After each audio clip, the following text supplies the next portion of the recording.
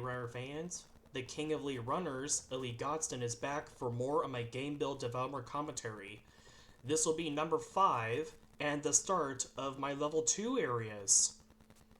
Now be aware, I did say this in the past, but I did also post one of the YouTube posts I made as well too. Because I know you guys said, well, technically I said to myself, the reason why I've not been doing recently uploads is because I've been busy doing offline Pixelgun event tasks, and I'll tell you guys about that later on when I do another 100 weapon tier list for Pixelgun 3D. But with that set aside, we're going to continue on with my developer commentary of my Minecraft game build. So anyways, let's start off with level 2-1, Mickey Junk Mountain. And remember, this game build I made is based off of Epic Mickey, by the way, which is from a Wii game. So let's begin with my developer commentary. Level 2-1 is the start of the level 2 areas and also had been conceptualized. Mickey Junk Mountain is my 4th most favorite level area. It's a reference to the Matterhorn bobsled ride in Disneyland or World, to be more specific, I'm not sure which. This level I made was the very first short level, and this level only had like a little bit of tiny tweaks that had to be worked out anyway. The crane I made was to have a decoration-like vehicle, but unfortunately the only downside is that it would be too much commands because there's a tiny little cutscene where you had to do a power generator, which I'll tell you about that later on, and it just starts to operate and whatnot, and advance you to the next level.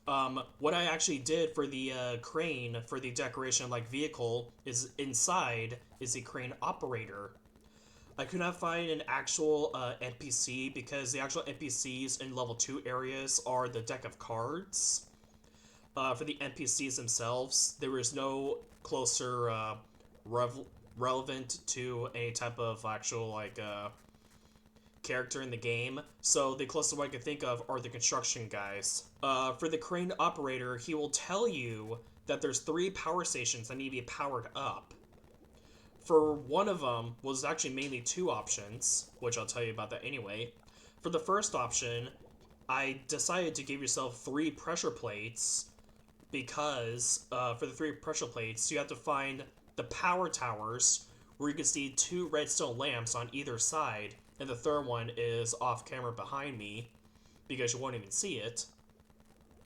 What you have to do is go to those tower stations and put a pressure plate on the specific block, and it'll turn on one of the TVs, and a redstone block will be on top of that redstone lamp, which will indicate that the power's on. I made some changes to the method anyway.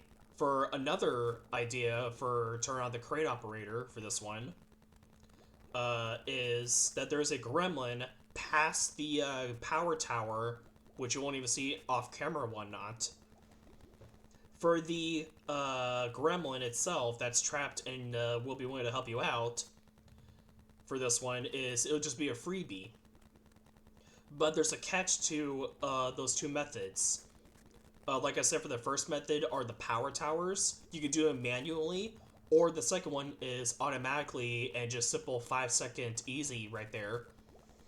Is if you talk to the gremlin, you will not be able to talk to a crane operator because the gremlin will give you a secret pressure plate that you have to put behind the crane, and that'll automatically advance you to the next level. But however, if you do talk to the NPC, which is the crane operator, you will not get access to the gremlin because you have to do exactly what the crane operator told you to do.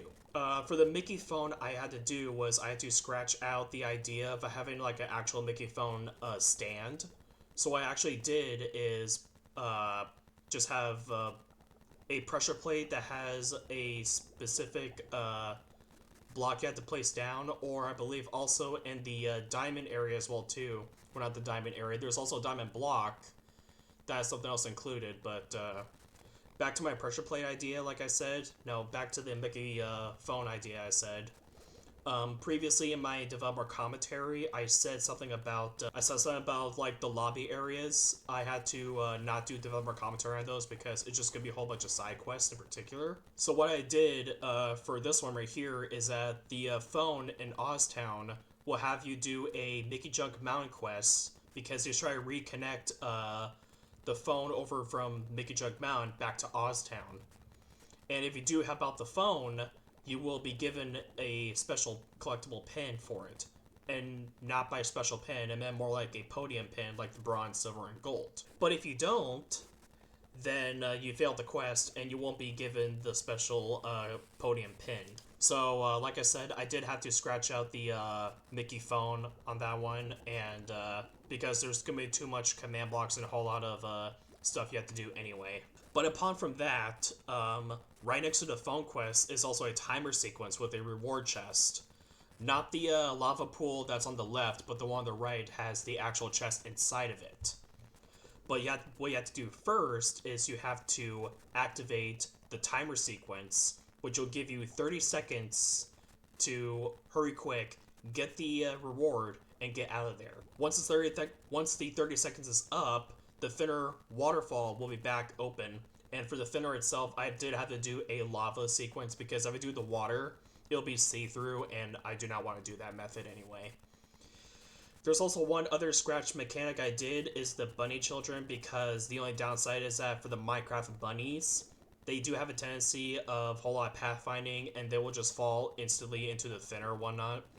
But in the game itself, it's just going to be a whole lot of annoying little bunny children coming by, because when Mickey goes by whatnot and the bunny children see him, they're going to grab him and toss him into the thinner. So for the bunny children idea, I had to scratch it because there was no way for me to actually do a whole lot of commands and just have the bunny children follow you anyway. But that will conclude Develop More Commentary Part 5 of the first introduction of my Level 2 areas for Mickey Junk Mountain. Thank you guys so much for watching, and I will see you guys next time. Goodbye, Lightning Strike.